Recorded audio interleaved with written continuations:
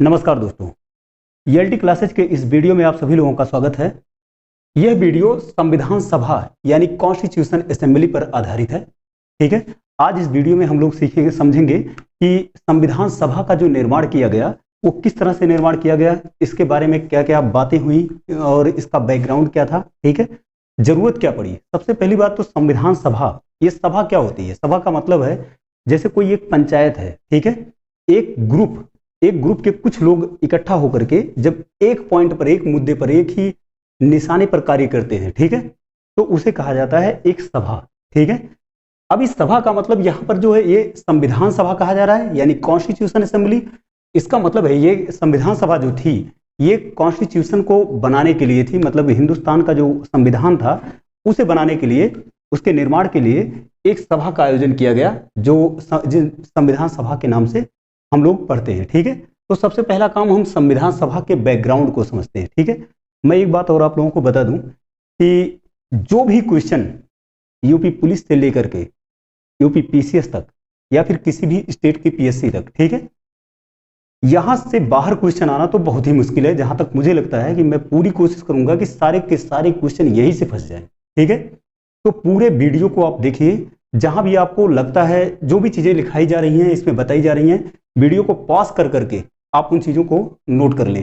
ठीक है, अगर आप सारी चीजों को नोट डाउन कर पाएंगे तो चीजें जल्द से जल्द याद हो जाएंगी। ठीक है, अब हम लोग आते हैं इसके बैकग्राउंड को देखते हैं। ठीक है, बैकग्राउंड में सबसे पहली बात तो ये है, सबसे पहले संविधान सभा के गठन की जो बात थी वो किसके दिमाग में आई, किसने विचार रखा था? ठीक है, सबसे पहले महात्मा गांधी जी के विचार के दिमाग में ये विचार आया था। महात्मा गांधी, ठीक है, ये महात्मा गांधी के दिमाग में जब आई थी ये बात, ठीक है, महात्मा गांधी जी के दिमाग में, ठीक है, मैं हिंदी में लिखने की कोशिश करूंगा। ठीक है, महात्मा गांधी के दिमाग में जब आई थी तो वो 1922 में आई थी। ठीक है, 1922 मतलब 1922 ईस्वी में सबसे पहले महात्मा गांधी जी के दिमाग में यह बात आई थी। ठीक है, उन्होंने ये विचार रखा था संविधान सभा के गठन की बात। ठीक है, संविधान के निर्माण के लिए।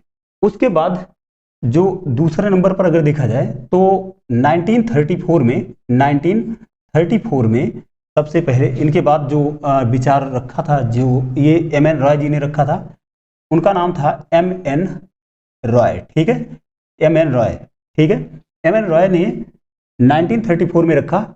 ये कम्युनिस्ट पार्टी के नेता थे। ठीक है, कम्युनिस्ट पार्टी के नेता, यानी कम्युनिस्ट पार्टी को हिंदी में वामपंथी दल कहते हैं। ठीक है, तो ये आप इनको ये भी कह सकते हैं कि ये वामपंथी दल के नेता थे। ठीक है, वामपंथी दल के नेता थे, वामपंथी दल के नेता। ठीक है, एक बात ये समझने की है। ठीक है, दूसरी बात ये है कि इनके बाद तुरंत, ठीक है, ये वामपंथी दल के बाद तुरंत ही 1934 में, यानी 1934 का मतलब 1934 में तुरंत ही दूसरा नाम जो आया वो किसका नाम था?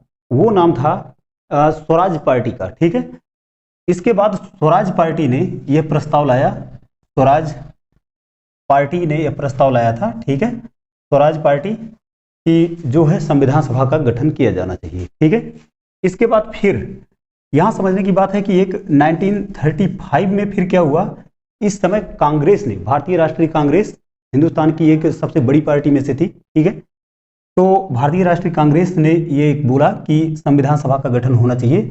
यहाँ पे इंडियन नेशनल कांग्रेस में लिख सकता हूँ आईएनसी। ठीक है, भारतीय राष्ट्रीय कांग्रेस पार्टी ने। ठीक है, इसके बाद क्या हुआ 1938 में, देखो यहाँ पे जितनी बातें लिखी जा रही हैं ये सभी बहुत ही महत्वपूर्ण हैं, इसलिए मैं इनका ये सन वगैरह सब लिख दे रहा हूँ। ठीक है, तो 1938 में संविधान सभा के गठन के लिए वयस्क मताधिकार की डिमांड की गई। ये मतलब बात रखी गई, एक प्रस्ताव रखा गया वयस्क मताधिकार का। ठीक है, वयस्क मताधिकार का प्रस्ताव किसके द्वारा रखा गया था? ये पेपर में बहुत ही महत्वपूर्ण क्वेश्चन बहुत बार पूछा जाता है। ठीक है, एग्जामिनर का फेवरेट क्वेश्चन है। ये पंडित जवाहरलाल नेहरू ने किया था, पंडित जवाहरलाल नेहरू। ठीक है, जवाहरलाल नेहरू ने। ठीक है, पंडित जवाहरलाल नेहरू ने। ठीक है, तो ये पंडित जवाहरलाल नेहरू ने किस चीज के लिए कहा था? यहाँ पे अभी हम लोगों ने समझा कि वयस्क मताधिकार की डिमांड की थी इन्होंने, कि संविधान सभा के गठन के लिए वयस्क मताधिकार होना चाहिए। ठीक है, वयस्क मताधिकार, वयस्क मताधिकार। ठीक है, इसके बाद क्या हुआ यहां तक तो अंग्रेज हमारी बात सुनने को तैयार नहीं थे। ठीक है, 1939 में जब द्वितीय विश्व युद्ध स्टार्ट हुआ, ठीक है, जर्मनी का तानाशाह एडोल्फ हिटलर के बारे में आप लोगों ने सुना ही होगा। उसने इस तरह से कोहराम मचाया पूरी दुनिया में कि लोगों को विवश कर दिया। जितने भी बहुत सारे यहूदियों को उसने मारा और बाकी जितने भी ब्रिटिश थे, जितने अंग्रेज थे, एक तरफ से वो मारना शुरू कर दिया था। तो उसकी वजह से जो अंग्रेज थे इनकी अर्थव्यवस्था गिरती जाने लगी। ठीक है, अर्थव्यवस्था खराब हुई, ऊपर से इनका सैन्य बल कमजोर पड़ने लगा। ठीक है, तब ये इतना विवश हुए कि इनको भारत की जो जनता थी, इससे यहाँ की आर्मी जो थी, यहाँ के जो लोग थे इनके साथ कार्य करने वाले, ठीक है, ये चाहते थे कि उनको भी ये लड़ाई में घसीटे। ठीक है, और इन्होंने घसीट भी लिया। इन्होंने बोल दिया कि हमारे साथ पूरा हिंदुस्तान है जो लड़ेगा। ठीक है, लेकिन हिंदुस्तान के लोग इनकी कलाबाजियों को समझ चुके थे। तो हिंदुस्तान की जो जनता थी वो किसी भी हालत में अंग्रेजों का साथ देना नहीं चाहती थी। वैसे देते अगर तो फिर इंडिया वाले और बुरे फंस जाते, क्योंकि जो अंग्रेज थे ये झूठ ही तो बोलते थे, हर बात पर झूठ बोलते थे। इन्होंने क्या किया कि 1940 में एक प्रस्ताव लाए। ठीक है, 1940 में 8 अगस्त 1940 को एक प्रस्ताव आया। उस प्रस्ताव का नाम ही था अगस्त प्रस्ताव। ठीक है, अगस्त प्रस्ताव, मैं यहां हिंदी में लिख देता हूं, ज्यादा अच्छा रहेगा। ठीक है, अगस्त प्रस्ताव। ठीक है, अगस्त प्रस्ताव। इस प्रस्ताव में इन्होंने बोला कि ये क्या कहना चाहते थे कि अगर हिंदुस्तान के लोग हमारा साथ देंगे इस लड़ाई में, ठीक है, वैसे इन्होंने पहले तो घोषणा कर ही दी थी कि हिंदुस्तान हमारा साथ दे रहा है, लेकिन इनको जब समझ आ गया कि हिंदुस्तान के लोग मन से साथ नहीं देंगे, ठीक है, तो इनको समझ आया कि जो है किसी भी तरह से इंडिया के लोगों को इस लड़ाई में घसीटना ही है, नहीं तो इनकी हार तय थी। ठीक है, तो ये अगस्त प्रस्ताव लेकर के आए और इन्होंने कहा कि हम आपको संविधान सभा आप बनाइए। संविधान सभा बनाने के लिए इन्होंने इस प्रस्ताव में बात कही। ठीक है, लेकिन इन्होंने क्या कलाबाजी की, इन्होंने बोला कि संविधान सभा का जो गठन किया जाएगा उसमें मुख्यतः इंडिया के लोग रहेंगे। मुख्यतः, ये जो शब्द इस्तेमाल हुआ ना, मुख्यतया, ठीक है, ये जो शब्द इस्तेमाल हुआ, अब इंडिया में सब लोग मूर्ख तो थे नहीं। महात्मा गांधी जैसे वकील थे जो बहुत ही समझदार थे, पंडित जवाहरलाल नेहरू जैसे लोग थे, ये लोग बहुत ही चालाक और बहुत ही समझदार थे। चालाक कहना ठीक नहीं होगा, चालाक वर्ड उनके लिए बहुत गलत होगा, बहुत ही बुद्धिमान लोग थे। ठीक है, तो ये लोग तुरंत ही समझ गए मुख्यतः का मतलब क्या होता है। मुख्यतः का मतलब होता है कि एक इस सभा में जनरली तो ज्यादातर लोग, अधिकांशतः इंडिया के लोग होंगे, लेकिन कुछ तो ब्रिटिश होंगे ना। इसीलिए जब इन्होंने, ये कुछ ब्रिटिश होने का मतलब ये था कि अगर कुछ ब्रिटिश होंगे तो अपने हिसाब से कानून बनाने की कोशिश करेंगे वो लोग, है ना, संविधान को में वो अपने हिसाब से हेरफेर करेंगे। इसलिए हिंदुस्तान की जितनी भी पार्टियां थी, हिंदुस्तान की जो जनता थी, उन्होंने इसको तुरंत रिजेक्ट कर दिया। ठीक है, ये भी रिजेक्ट हुआ, असफल हो गया। ठीक है, इसके बाद क्या किया इन्होंने कि चर्चिल वहां का प्रधानमंत्री था, उसने 1942 में, ठीक है, यानी 1942 ईस्वी में, 1942 में चर्चिल ने एक मिशन भेजा हिंदुस्तान में। तो क्रिप्स मिशन जो भेजा गया वो 1942 में भेजा गया, मतलब 1942 में। ठीक है, 1942 में भेजा गया क्रिप्स मिशन। ठीक है, ब्रिटिश के जो उस समय प्रधानमंत्री थे, कौन थे उस समय प्रधानमंत्री थे? चर्चिल। ठीक है, इन्होंने भेजा क्रिप्स मिशन। क्रिप्स मिशन, ठीक है, ये जो क्रिप्स मिशन था, इसमें क्या हुआ था कि इसे भी असफल होना पड़ा। कारण क्या था? क्रिप्स मिशन, सबसे पहली बात तो इसमें समझना है कि ये क्रिप्स मिशन स्टैफोर्ड क्रिप्स के नेतृत्व में ये भेजा गया था। ठीक है, स्टैफोर्ड क्रिप्स के नेतृत्व में ये भेजा गया था क्रिप्स मिशन। ये, इसमें दो तीन बातें बहुत ही डेंजर थी। डेंजर मैं इसलिए कह रहा हूं क्योंकि हिंदुस्तान के लिए तो अच्छा था नहीं वो। ठीक है, उसमें क्या था, एक तो डोमिनियन स्टेट की बात की गई थी कि हिंदुस्तान को डोमिनियन स्टेट का दर्जा दिया जाएगा। ठीक है, डोमिनियन स्टेट का दर्जा दिया जाएगा। ठीक है, डोमिनियन स्टेट। इसके अलावा दूसरी जो बात थी, डोमिनियन स्टेट, ठीक है, इसके अलावा जो दूसरी बात थी, वो दूसरी बात ये थी कि संविधान सभा का जो गठन किया जाएगा वो वार के बाद किया जाएगा। वार मतलब युद्ध के बाद, जो द्वितीय विश्व युद्ध चल रहा था उसके बाद किया जाएगा। ठीक है, द्वितीय विश्व युद्ध के बाद संविधान सभा का गठन किया जाएगा। ठीक है, द्वितीय विश्व युद्ध के बाद, विश्व युद्ध के बाद संविधान सभा का गठन किया जाएगा। ठीक है, संविधान सभा का गठन किया जाएगा। हिंदुस्तान के जो पार्टियां थी, जो लोग थे, हमारे देश के लोग थे, वो इस कला को भी समझ गए। देखो, डोमिनियन स्टेट का मतलब क्या होता है, सबसे पहले तो हम ये समझते हैं। डोमिनियन स्टेट का मतलब होता है कि आप अपना देश अपने हिसाब से चलाएं। ठीक है, अपने देश का कानून आप बना सकते हैं, आप संविधान बना सकते हैं, ये सब कुछ आपके अंडर में होगा। ठीक है, अपना विदेश मंत्री बना सकते हैं, अपना विदेश सचिव बना सकते हैं, फॉरेन सेक्रेटरी जो भी है, ठीक है, सब कुछ अपना बना सकते हैं। लेकिन क्या होता है डोमिनियन स्टेट में कि जो ये बात तो रहेगी कि ये हिंदुस्तान जो है, यानी इंडिया, भारत, हमारा प्यारा भारत, ठीक है, ये होगा ब्रिटिश के अधीन। ठीक है, ब्रिटिश के अधीन होगा। ब्रिटिश के अधीन होना एक ऐसी बात थी जो हिंदुस्तान की जनता को या पूरे हिंदुस्तान की जितनी भी पार्टियां थी सबको नागवार गुजरी। तो डोमिनियन स्टेट जो देने की इन्होंने बात की थी, ये तो तुरंत ही गलत कर दिया गया, इसको इस पर तुरंत ही रिजेक्ट कर दिया गया। ठीक है, दूसरी बात यहां पर जो बोली गई कि द्वितीय विश्व युद्ध के बाद संविधान सभा का गठन किया जाएगा, ये भी गुस्से वाली बात थी। इसलिए ये भी लोग नाराज हो गए इस बात को लेकर के भी, क्योंकि उन्होंने कहा कि अभी क्यों नहीं, विश्व युद्ध के बाद क्यों। ठीक है, तो ये दोनों बातों को लेकर के बहस हो गई, मतलब ये अस्वीकार कर दिया गया। ठीक है, क्रिप्स मिशन को। ठीक है, तो इसे अस्वीकार कर दिया गया, यानी कि यह भी असफल हुआ, जैसे अगस्त प्रस्ताव असफल हुआ था। ठीक है, अच्छा एक बात और बता दूं जो मैं शायद भूल गया पहले बोलने को। ठीक है, कि सबसे पहले विचार किसके दिमाग में आया था संविधान सभा का? मैंने बताया था कि 1922 ईस्वी में महात्मा गांधी जी के दिमाग में आया था, है ना।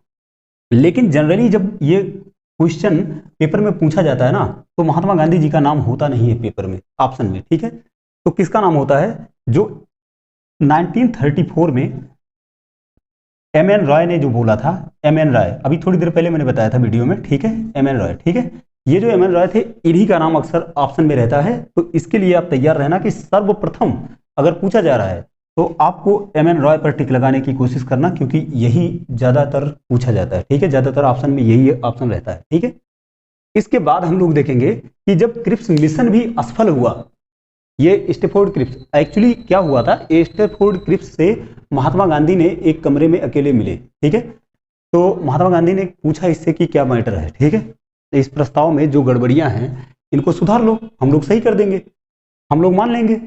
तो स्टैफोर्ड क्रिप्स ने क्या बोला, इसने सही बात मेरे ख्याल से बता दी, ऐसा लोगों का मानना है। कुछ लोग कहते हैं कि इसने महात्मा गांधी को ये बता दिया कि जो है हम लोग बहुत ही खतरे में हैं और हिटलर उधर से सभी लोगों को मार रहा है, तो हमारी अर्थव्यवस्था डाउन हो चुकी है, पूरी तरह से मतलब बर्बाद हो चुकी है। ठीक है, अगर बर्बाद हो चुकी है और सैन्य बल भी हमारा कमजोर हो चुका है, अगर हम आपके देश के लोग हमारा साथ नहीं देंगे तो हम जीत नहीं पाएंगे। तो महात्मा गांधी कहाँ चाहते थे कि ब्रिटिश जीते? महात्मा गांधी या हिंदुस्तान के लोग तो चाहते थे ये हारे, जब तक हारेंगे नहीं तब तक हमारा देश छोड़ के जाएंगे नहीं। ठीक है, तो महात्मा गांधी ने क्या किया, उसी समय एक बहुत ही बुद्धिमानी का काम किया था महात्मा गांधी ने। इन्होंने भारत छोड़ो आंदोलन शुरू कर दिया। ठीक है, भारत छोड़ो आंदोलन मैं यहां लिख दे रहा हूं, उसी समय शुरू हुआ था। ये देखो संविधान सभा से रिलेटेड तो नहीं है, लेकिन इसको भी ध्यान रखना है कि भारत छोड़ो आंदोलन इसी समय शुरू हुआ था, एक क्रिप्स मिशन के टाइम पर। ठीक है, तो ये कब शुरू हुआ था? 1942 में। 1942 में। ठीक है, 1942 में ही महात्मा गांधी ने भारत छोड़ो आंदोलन भी शुरू किया था। ठीक है, लेकिन इसका कनेक्शन हमारे संविधान सभा से है नहीं, ये इंपॉर्टेंट क्वेश्चन है इसलिए मैं बता दे रहा हूं। ठीक है, ठीक है, एक बात और, ये मुंबई से स्टार्ट किया गया था। ठीक है, अच्छा, अब जब ये भी असफल हुआ तब क्या हुआ? तो वहां का जो एक बात और समझना है यहाँ पे, ये जो क्रिप्स मिशन था, क्रिप्स मिशन को महात्मा गांधी ने एक बात बोला था, एक टिप्पणी की थी इस पे, जो इन्होंने मजाक बना दिया था इसका। ठीक है, इन्होंने बोला था कि ये पोस्ट डेटेड चेक है। ठीक है, post dated cheque, post dated cheque. Post dated cheque का मतलब क्या होता है, पहले तो ये समझना है। पोस्ट डेटेड चेक, चेक जानते होंगे आप लोग कि ये जो चेक होता है, बैंक में अगर कोई चेक पर आपको कुछ रुपए लिख करके दे दे कि आपको ये रुपए हमारे खाते से दिया जाता है। ठीक है, जैसे मैं अपना चेक काट करके आपको दूं, वो चेक केवल 3 महीने के लिए वैलिड होता है। अगर आपने जैसे 10,000 रुपये मुझे आपको देना है, तो मैं या तो आपको हाथ में ऐसे सीधे दे दूं, अदरवाइज आपको मैं चेक के माध्यम से दूंगा। वो जो चेक देता हूं मैं, वो चेक अगर आप लेकर के जाते हो बैंक से पैसे लेने के लिए तो 3 महीने के अंदर ही आपको लेना पड़ेगा, अदरवाइज 3 महीने बाद चेक ऑटोमेटिकली अपने आप कैंसिल हो जाता है। ठीक है, तो 3 महीने बाद आपको पैसा नहीं मिलने वाला वो।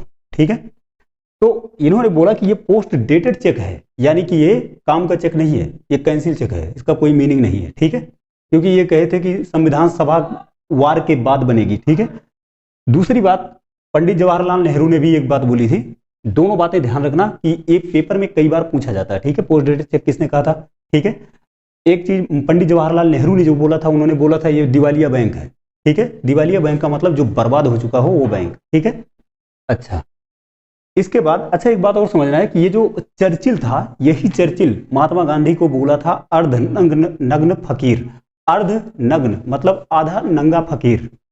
ठीक है, लेकिन उसे पता नहीं था कि ये आधा नंगा फकीर कितना महत्वपूर्ण व्यक्ति है, कितना बुद्धिमान व्यक्ति है, उसका नतीजा इन्हें भुगतना पड़ गया यहाँ पे। ठीक है, इसके बाद क्या हुआ, जब ये असफल हुआ तब क्या हुआ। ठीक है, तब ब्रिटिश सरकार ने एक और मिशन भेजा। ठीक है, वो ब्रिटिश सरकार ने जो मिशन भेजा वो कब भेजा, 1946 में। ठीक है, 1946 में एक मिशन और भेजा। 1946 में जो मिशन भेजा उस मिशन का नाम था कैबिनेट मिशन। ठीक है, कैबिनेट मिशन, कैबिनेट मिशन। ठीक है, कैबिनेट मिशन। ठीक है, कैबिनेट मिशन में 3 लोग थे, 3 लोगों के नेतृत्व में आया था। ठीक है, वो 3 लोग कौन कौन से थे, सबसे पहले तो ये जानना जरूरी है हमें। ठीक है, क्योंकि कैबिनेट मिशन ही वो मिशन था जिसके आधार पर, जिसके अंतर्गत संविधान सभा का गठन हुआ था। तो इसमें समझना यह है कि एक तो थी पैथिक लॉरेंस। ठीक है, पैथिक लॉरेंस, पैथिक लॉरेंस। ठीक है, दूसरे थे स्टेफोर्ड क्रिप्स। ठीक है, स्टेफोर्ड क्रिप्स, स्टेफोर्ड क्रिप्स। ठीक है, तीसरा नाम था A.B. अलेक्जेंडर का। ठीक है, A.B. अलेक्जेंडर। ठीक है, अलेक्जेंडर, A.B. अलेक्जेंडर।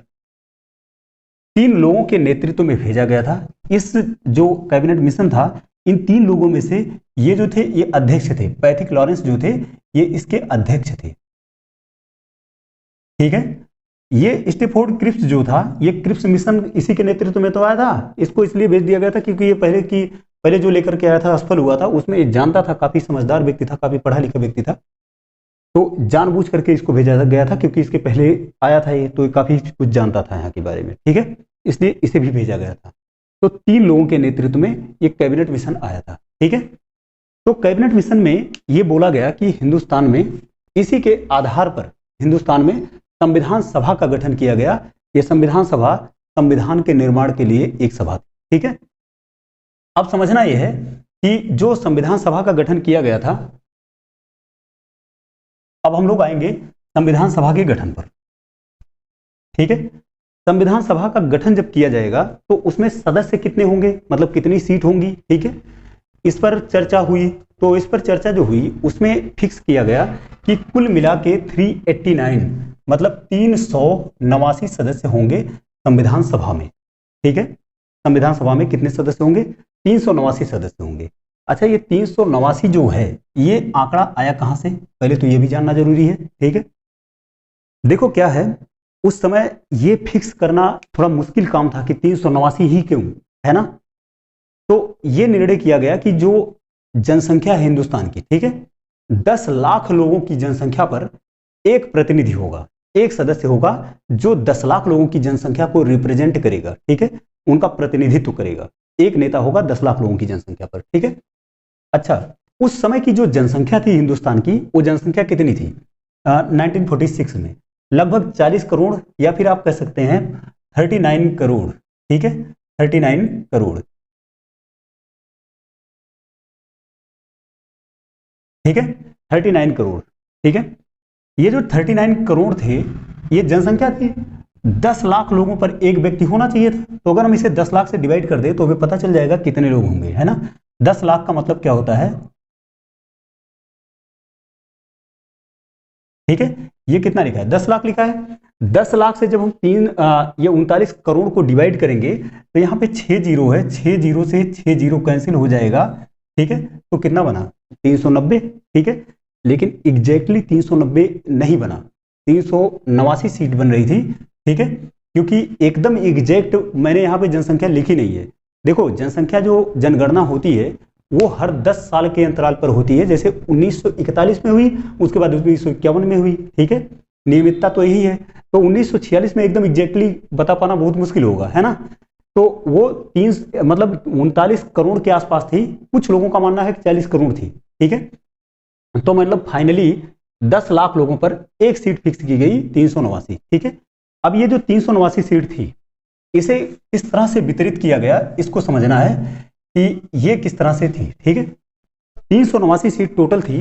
ये 389 सीट में दो प्रकार से सीट को वितरित किया गया।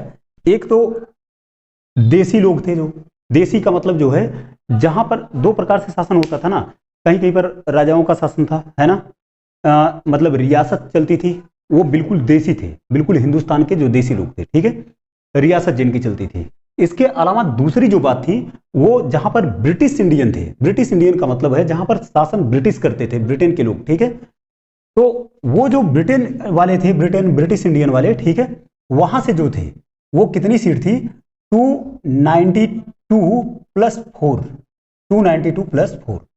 अच्छा, बाकी के जो 93 बचे, ये 93 जो थे ये रियासत वाले थे। ठीक है, मैं यहां लिख देता हूं इसको रियासत। ठीक है, रियासत वाले लोग थे, ये रियासत से थी सीटें। ठीक है, अभी ये जो 292 और 4 है, इसमें 4 क्या है। ठीक है, ये टोटल अगर देखा जाए तो ये तो 296 होगा ना, 296 सीट थी ब्रिटिश इंडियन की। ठीक है, जहां पर ब्रिटिश शासन करते थे।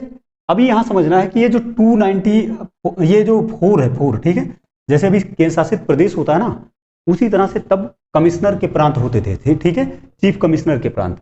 ये 4 प्रांत थे जिनका नाम आपसे पूछा जा सकता है पेपर में। ये चारों प्रांत के बारे में अगर आप जानेंगे तो बहुत ही बेहतर होगा। ठीक है, इनमें से एक प्रांत था कुर्ग। कुर्ग, ठीक है, कुर्ग। ये जो कुर्ग था ये कर्नाटक वाला क्षेत्र था, कर्नाटक में पड़ता है। ठीक है, कर्नाटक में कुर्ग। दूसरा था एक क्षेत्र अपना दिल्ली। ठीक है, हिंदुस्तान की राजधानी अभी दिल्ली। ठीक है, दिल्ली मतलब दिल्ली। ठीक है, दिल्ली। तीसरा जो क्षेत्र था वो था बलूचिस्तान। बलूचिस्तान अभी इस समय कहाँ है, पाकिस्तान वाले एरिया में पड़ता है ना, बलूचिस्तान। और तीसरा जो था, तीसरा क्षेत्र, वो कौन सा क्षेत्र था, तीसरा क्षेत्र था अजमेर मारवाड़। ये अजमेर और मारवाड़ पूरा जो क्षेत्र था वो एक ही एरिया में आता था, सॉरी, अजमेर मारवाड़। ठीक है, अजमेर मारवाड़। तो अब आप लोग समझ चुके होंगे कि बंटवारा किस तरह से सीट का हुआ था। ठीक है, तो 4 सीटें ये जो थी, चारों से एक एक व्यक्ति थे, प्रत्येक से एक एक व्यक्ति थे, एक यहां से, एक यहां से, एक यहां से, एक यहां से। तो टोटल कितने हो गए, 4, यही 4 हैं वो। ठीक है, बाकी 93 जो थे ये रियासत से थे। ठीक है, इसके बाद क्या करेंगे हम लोग, इसके बाद इसे मिटा दूं मैं। इसके बाद इसमें एक बात और समझना है कि जो ये निर्वाचन से थे 93, ठीक है, ये मनोनीत किए जाते थे। ठीक है, रियासत वाले जो थे ये मनोनीत करना था इनको। ठीक है, बाकी जो 296 थे, 296, 292 प्लस 4 अभी लिखा था ना मैं, वो ये निर्वाचन वाले थे। ठीक है, इनका निर्वाचन हुआ था। ठीक है, इसके बाद क्या समझना हमें, एक सेकंड इसे मिटा दूं, कि संविधान सभा में कुल 15 महिलाएं थी। ठीक है, 15 महिलाएं थी, 15 महिलाएं। ये बहुत ही महत्वपूर्ण क्वेश्चन है, पेपर में कई बार पूछा जाता है। ठीक है, इसमें सबसे एक ही मुस्लिम महिला थी जिनका नाम था एजाज रसूल। ठीक है, एजाज रसूल, उनका नाम था एजाज रसूल। ठीक है, बेगम एजाज रसूल, एक ही मुस्लिम महिला थी।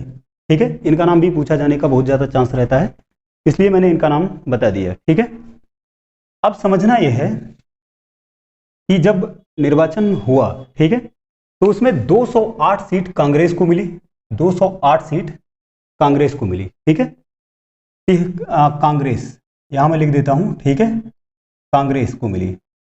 इसके बाद 73 सीट उसमें से मुस्लिम लीग को मिली। ठीक है, मुस्लिम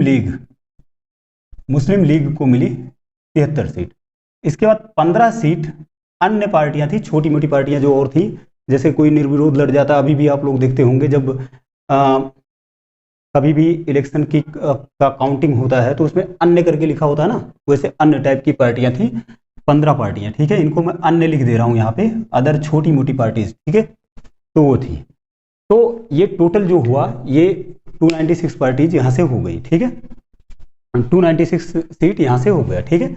अभी हमें समझना है कि इतनी सीट जो बनी, इसके बाद हिंदुस्तान बाकी जो 93 थे वो रियासत वाले थे। इसके बाद संविधान सभा का गठन हुआ, ठीक है। संविधान सभा का जो गठन किया गया, ये गठन हुआ 6 दिसंबर, मतलब 6 दिसंबर 1946 को। कब किया गया गठन? 6 दिसंबर 1946 को, ठीक है। इसमें जो पहली बैठक हुई वो 9 दिसंबर 1946 को हुई, ठीक है, 9 दिसंबर 1946 को। इसमें अस्थायी सदस्य चुना गया, ठीक है। जो इसका अध्यक्ष चुना गया वो अस्थायी अध्यक्ष थे। ये किसको चुना गया? ये बहुत ही महत्वपूर्ण क्वेश्चन है, कई बार पेपर में पूछ लिया जाता है। ये डॉक्टर सच्चिदानंद सिन्हा जी को चुना गया, ठीक है। डॉक्टर सच्चिदानंद सिन्हा जी को चुना गया, ठीक है। डॉक्टर सच्चिदानंद सिन्हा जी को चुना गया। बहुत ही इंपॉर्टेंट क्वेश्चन है, कई बार पेपर में पूछा जाता है, ठीक है। एक बात और समझना है, ये जो 9 दिसंबर को जो बैठक हुई थी, पहली बैठक, ठीक है, इसमें कुल 207 सदस्य आए थे, कुल 207 सदस्य। क्यों?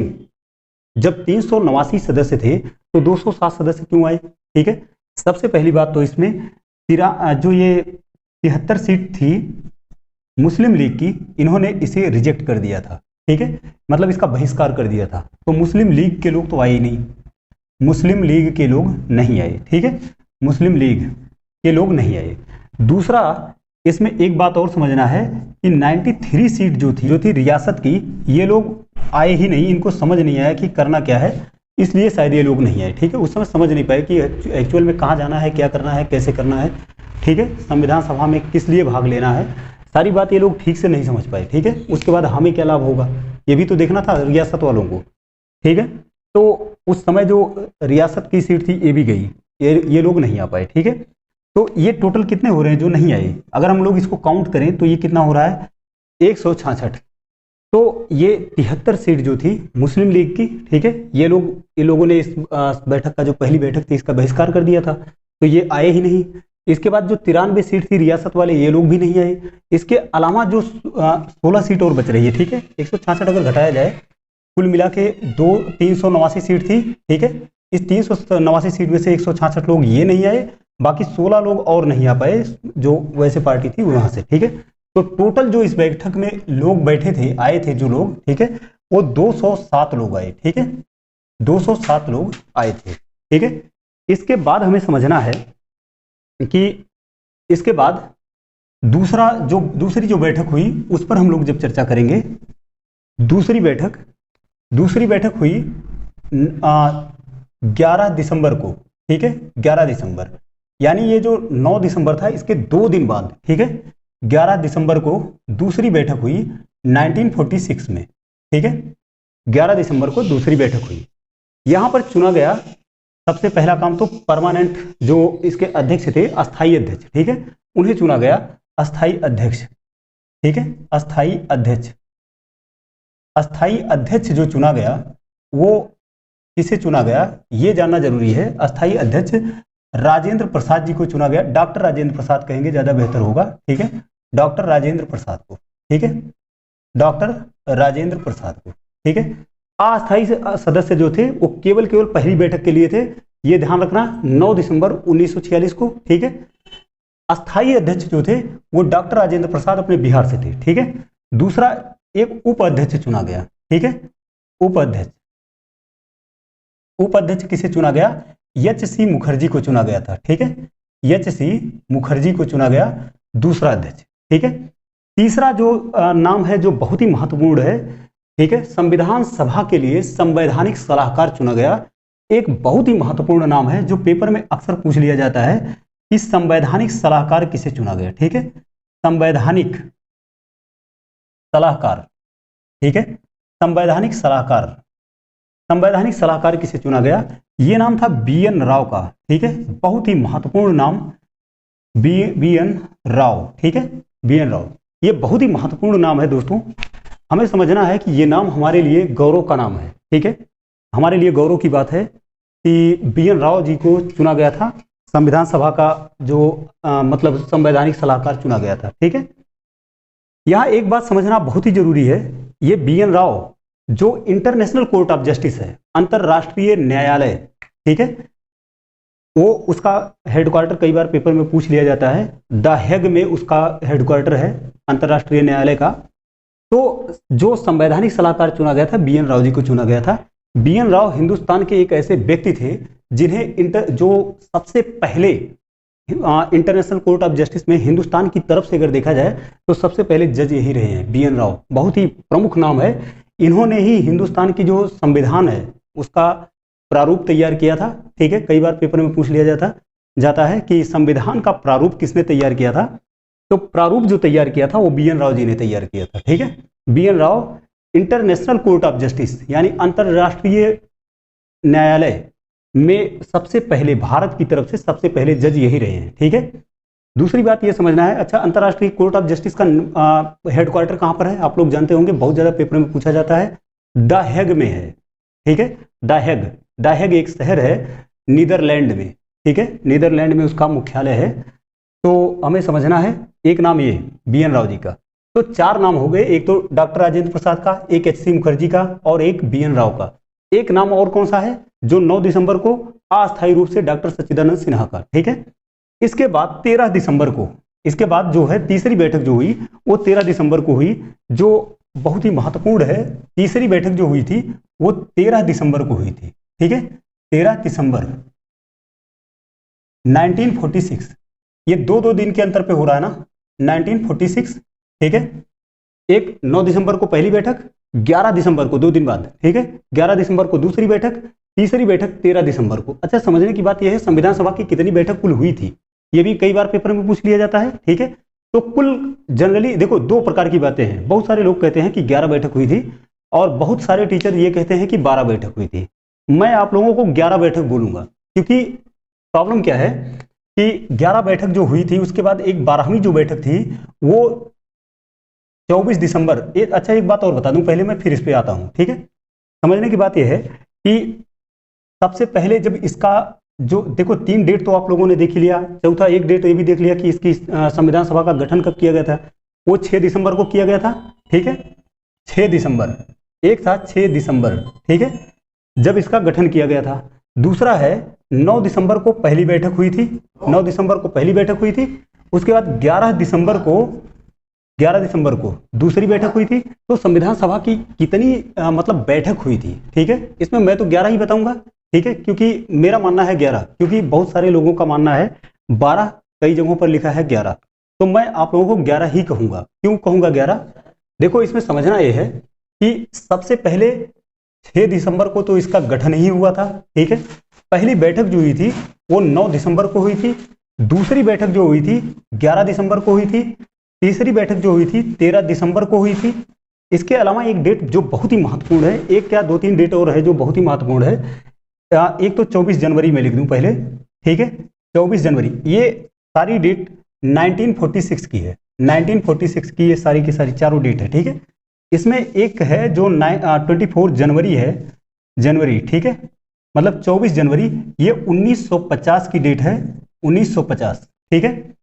इस दिन संविधान सभा को भंग किया गया था, ठीक है।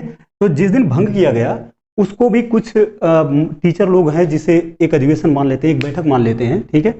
अगर इसको भी बैठक मान लिया जाए तो 12 बैठक हो जाएगी, नहीं तो जनरली किताबों में 11 बैठक माना जाता है, इसे बैठक माना नहीं जाता, ठीक है। तो अगर आप लोग जैसा वहां पे पेपर में देखें उस हिसाब से जवाब दे सकते हैं, मैंने दोनों बात बता दी है, ठीक है। एक बात और समझना है, यहाँ पे कुछ डेट ऐसी है जो बहुत ही महत्वपूर्ण है इसके अलावा, ठीक है। एक तो इसमें इस दिन बैठक को रद्द किया गया था, ठीक है, बैठक को इसी दिन मतलब भंग किया गया था, ठीक है, इसी दिन भंग कर दिया गया था बैठक को, ठीक है। इसी दिन एक काम और हुआ था, राष्ट्रगान को, जो हिंदुस्तान का राष्ट्रगान है, इसे संविधान सभा के द्वारा अपनाया गया था। कई बार पेपर में पूछ लिया जाता है कि संविधान सभा ने राष्ट्रगान को कब एक्सेप्ट किया था। ठीक है, तो 24 जनवरी 1950 को एक्सेप्ट किया था, वो था राष्ट्रगान। ठीक है, अच्छा, राष्ट्रगीत कब एक्सेप्ट किया गया था, वो भी इसी दिन एक्सेप्ट किया गया था। ठीक है, 24 जनवरी 1950 को राष्ट्रगीत भी एक्सेप्ट किया गया था, यानी राष्ट्रीय गीत। ठीक है, राष्ट्रीय गीत को भी एक्सेप्ट किया गया था। ठीक है, इसी दिन एक काम और हुआ था जो बहुत ही महत्वपूर्ण है। हिंदुस्तान के सबसे पहले प्रेसिडेंट, सबसे पहले राष्ट्रपति के नाम की घोषणा की गई थी। उन्हें मतलब सबसे पहले राष्ट्रपति जो बनाए गए थे डॉक्टर राजेंद्र प्रसाद जी, जो अपने बिहार से थे। ठीक है, बिहार से थे डॉक्टर राजेंद्र प्रसाद। ठीक है, डॉक्टर राजेंद्र प्रसाद जी। ठीक है, तो यहाँ पर इतना नाम तो बहुत ही महत्वपूर्ण है। एक नाम, एक डेट और बहुत महत्वपूर्ण है जो 22 जुलाई, मैं यहाँ पे लिख देता हूँ 22 जुलाई। ठीक है, 1947। ठीक है, 1947 की डेट है। ठीक है, ये दो डेट क्यों इंपॉर्टेंट है, इसी दिन, ठीक है, इसी दिन, ये 22 जुलाई 1947 के दिन ही हिंदुस्तान का जो राष्ट्रध्वज है, इसे राष्ट्रध्वज मतलब तिरंगा, ठीक है, तिरंगे को संविधान सभा के द्वारा एक्सेप्ट किया गया था, यानी राष्ट्रध्वज, राष्ट्रीय ध्वज, राष्ट्रीय ध्वज को एक्सेप्ट किया गया था। ठीक है, तो यहां पर ये सारी डेट्स जो हैं ये बहुत ही महत्वपूर्ण हैं। ठीक है, एक डेट और है जो बहुत ही महत्वपूर्ण है, समझने की बात यह है कि मई की बात है 1949, 1949 में। ठीक है, मई 1949 में हिंदुस्तान को राष्ट्रमंडल में शामिल किया गया था, राष्ट्रमंडल में। ठीक है, राष्ट्रमंडल में हिंदुस्तान को, यानी भारत को, अपने प्यारे इंडिया को, ठीक है, शामिल किया गया था। इसमें एक बात जो बहुत ही महत्वपूर्ण है वो ध्यान रखने की है कि ये जो 13 दिसंबर है, 13 दिसंबर, ठीक है, तीसरी बैठक संविधान सभा की, इसमें एक काम और हुआ था जो बहुत ही महत्वपूर्ण है, जो पेपर में अक्सर पूछा जाता है। पंडित जवाहरलाल नेहरू के द्वारा उद्देश्य प्रस्ताव 13 दिसंबर 1946 को जो तीसरी बैठक थी, इसी में प्रस्तुत किया गया था उद्देश्य प्रस्ताव। ठीक है, उद्देश्य प्रस्ताव, उद्देश्य प्रस्ताव को इंग्लिश में प्रस्ताव, ठीक है, इंग्लिश में इसे कहते हैं ऑब्जेक्टिव रिजोल्यूशन। ठीक है, ऑब्जेक्टिव रिजोल्यूशन मैं यहां लिख दे रहा हूं थोड़ा। ठीक है, ऑब्जेक्टिव रिजोल्यूशन। ठीक है, ऑब्जेक्टिव रिजोल्यूशन। तो ऑब्जेक्टिव रिजोल्यूशन जो है ये कब आया, 13 दिसंबर 1946 को, यानी कि संविधान सभा की जो तीसरी बैठक थी उसमें। ठीक है, ये किसके द्वारा लाया गया, ये भी बहुत ही महत्वपूर्ण है। ये पंडित जवाहरलाल नेहरू जी के द्वारा लाया गया था। ठीक है, पंडित जवाहरलाल नेहरू के द्वारा लाया गया था। ठीक है, यहाँ एक बात और समझना है कि यही भारत की जो संविधान है, भारत का जो संविधान है, उसकी प्रस्तावना जो है, प्रस्तावना की मुख्य भूमिका जो अदा करने वाली बात थी, वो मुख्य भूमिका जो थी वो इसी पर आधारित थी, प्रस्तावना की मुख्य भूमिका। ठीक है, संविधान सभा की जो संविधान की जो प्रस्तावना थी उसकी मुख्य भूमिका। ठीक है, प्रस्तावना की मुख्य भूमिका जो थी वो ऑब्जेक्टिव रिजोल्यूशन से। ठीक है, अच्छा, यहाँ एक बात और समझना है कि कई बार पेपर में पूछ लिया जाता है कि ऑब्जेक्टिव रिजोल्यूशन यानी उद्देश्य प्रस्ताव पास किसने किया था, तो नेहरू ने पास किया था। प्रस्तावना किस पर आधारित है, तो ऑब्जेक्टिव रिजोल्यूशन पर आधारित है। तीसरा क्वेश्चन पूछा जाता है कि ये ऑब्जेक्टिव रिजोल्यूशन जो है इसे संविधान सभा के द्वारा कब एक्सेप्ट किया गया था। ठीक है, कब इसे स्वीकार किया गया था। तो मैं आप लोगों को बता दूं कि ये सबसे पहली बात तो सर्वमान्य रूप से, सर्वसम्मति से, सर्वमान्य रूप से इसे एक्सेप्ट किया गया था। कब किया गया था, 1947 में 22 जनवरी को। ठीक है, 22 जनवरी, मैं यहाँ इसे ऊपर थोड़ा लिख दूं, देखने में शायद दिक्कत हो रही हो, तो उद्देश्य प्रस्ताव को यहाँ मैं लिख देता हूँ। ठीक है, यहाँ 22 जनवरी 1947 को, ठीक है, 1947, 22 जनवरी 1947 को इसे सर्वसम्मति से, सर्वमान्य रूप से संविधान सभा के द्वारा एक्सेप्ट किया गया था। ठीक है दोस्तों, वीडियो थोड़ा लंबा होता जा रहा है। ठीक है, मैं कोशिश कर रहा हूं कि अगला वीडियो जल्द ही बनाऊंगा इसी पर आधारित, इस संविधान सभा पर। अभी ये खत्म नहीं हुआ है, ये पार्ट 1 आप मानकर चलें, पार्ट 2 जल्द ही आएगा। ठीक है, इसी के साथ ये वीडियो समाप्त करते हैं दोस्त। Thank you.